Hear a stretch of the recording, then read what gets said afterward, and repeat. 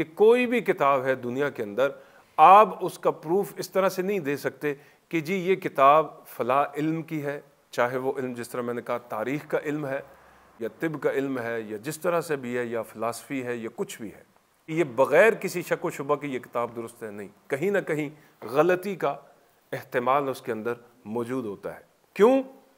کہ ظاہری سی بات ہے وہ انسانوں کی لکھی ہوئی کتاب میں غلطی آ سکتی ہے۔ اعوذ باللہ من الشیطان الرجیم، بسم اللہ الرحمن الرحیم، الف لام میم، ذالک الکتاب لا ریب فیہ ھدی للمتقین۔ الحمدللہ ہم نے سورہ بقرہ کو شروع کیا ہے۔ گزشتہ درس میں ہم نے حروف مقطعات کا ذکر کیا تھا، الف لام میم۔ یہ حروف مقطعات ہیں اور ان کے بارے میں کوئی نہیں جانتا، لیکن اللہ جانتا ہے اور اللہ کے بتانے سے اس کے رسول جانتے ہیں صلی اللہ علیہ وآلہ وسلم۔ ذالک الکتاب، یہ کتاب، ذالکہ اس میں اشارہ ہے، ذالکہ یہ، الکتاب یعنی کہ یہ خاص کتاب، ذالک الکتاب یہ خاص کتاب یعنی کہ قرآن، یہ قرآن مجید، لا ریب فیہ اس میں کسی قسم کا کوئی شک نہیں، ڈاؤٹ نہیں ہے، ھدی للمتقین یہ ہدایت ہے، للمتقین پرہیزگاروں کے لیے۔ اب اس قرآن مجید کی اس کے اتھینٹک ہونے کی گواہی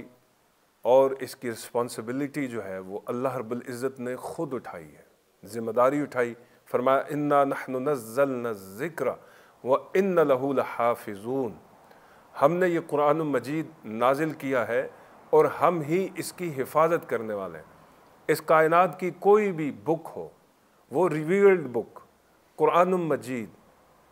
اس کا مقابلہ نہیں کر سکتی، ریویلڈ بمعنی نزولی اعتبار سے کہ جو نازل کی گئی، تو جو چیز اللہ نے نازل کی ہے اس میں کسی قسم کا ڈاؤٹ نہیں ہو سکتا، شک نہیں ہو سکتا، اس لیے کہ کلام الہی کے اندر شک کرنا اپنے آپ کو ایمان سے خارج کرنا ہے۔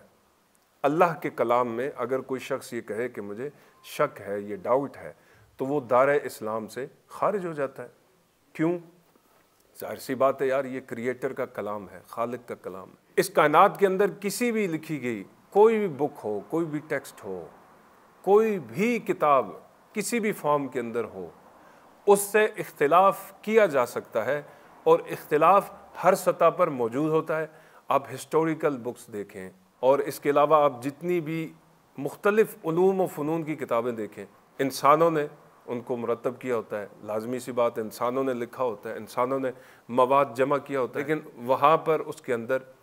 غلطی کی گنجائش بہرحال موجود ہوتی ہے۔ آپ یہ کہہ سکتے ہیں کہ کوئی بھی کتاب ہے دنیا کے اندر، آپ اس کا پروف اس طرح سے نہیں دے سکتے کہ جی یہ کتاب فلاں علم کی ہے، چاہے وہ علم جس طرح میں نے کہا تاریخ کا علم ہے یا طب کا علم ہے یا جس طرح سے بھی ہے یا فلسفی ہے یا کچھ بھی ہے، کوئی بھی علم ہو،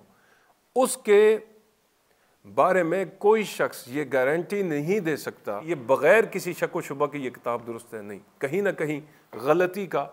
احتمال اس کے اندر موجود ہوتا ہے۔ کیوں کہ ظاہری سی بات ہے وہ انسانوں کی لکھی ہوئی کتاب میں غلطی آ سکتی ہے۔ انسان کا معنی کیا ہے؟ انسان نکلا ہے نسیان سے، نسیان کا معنی ہے بھولنے والی چیز، بھولنے والا۔ تو انسان بھول بھی سکتا ہے، انسان خطا بھی کر سکتا ہے، مسٹیک بھی کر سکتا ہے۔ مسٹیک سے، غلطیوں سے انسان پاک نہیں ہے، ٹھیک ہے؟ تو دنیا کے اندر کوئی بھی لکھی ہوئی کتاب اس کے بارے میں کوئی گارنٹی نہیں دے سکتا، ضمانت نہیں دے سکتا کہ یہ جی بالکل جو ہے نا اس کے اندر کسی قسم کا شک و شبہ نہیں ہے، بلکہ اس کے اندر شک و شبہ کی گنجائش موجود ہوتی ہے، اس لیے کہ وہ انسانوں کی لکھی ہوئی کتاب ہے۔ لیکن اللہ نے فرمایا چونکہ اس کتاب قرآن مجید کے اندر کسی انسان کا کوئی عمل دخل نہیں ہے، یہ ہمارا کلام ہے، ہم نے حضرت جبرائیل کے ذریعے جناب محمد الرسول اللہ صلی اللہ علیہ وآلہ وسلم پر نازل کیا، ٹھیک ہے؟ اور ہم اس کتاب کو نازل کرنے والے ہیں اور ہم ہی اس کی حفاظت کرنے والے ہیں۔ مشرکین نے جب رسول اللہ صلی اللہ علیہ وآلہ وسلم کی زبان اقدس سے کلام مجید کی ان آیات کو سنا تو انہوں نے کہا قال ھذا اساطیر الاولین،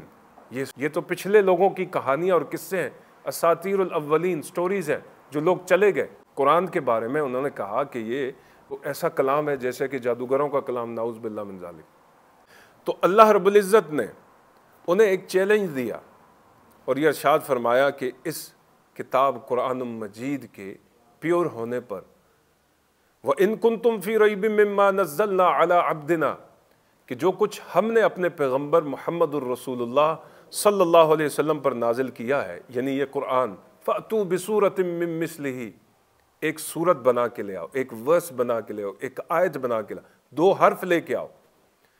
وَادْعُوا شُهَدَاءَكُم مِّن دُونِ اللَّهِ إِن كُنتُمْ صَادِقِينَ، اور خدا صلی اللہ علیہ وسلم نے سورہ کوثر کو اِنَّا أَعْطَيْنَاكَ الْكَوْثَرَ فَصَلِّ لِرَبِّكَ وَانْحَرْ إِنَّ شَانِئَكَ هُوَ الْأَبْتَرُ، اس کو حضور نے بیت اللہ کے اوپر ٹانگ دیا، اور جتنے بھی مشرکین کے بڑے بڑے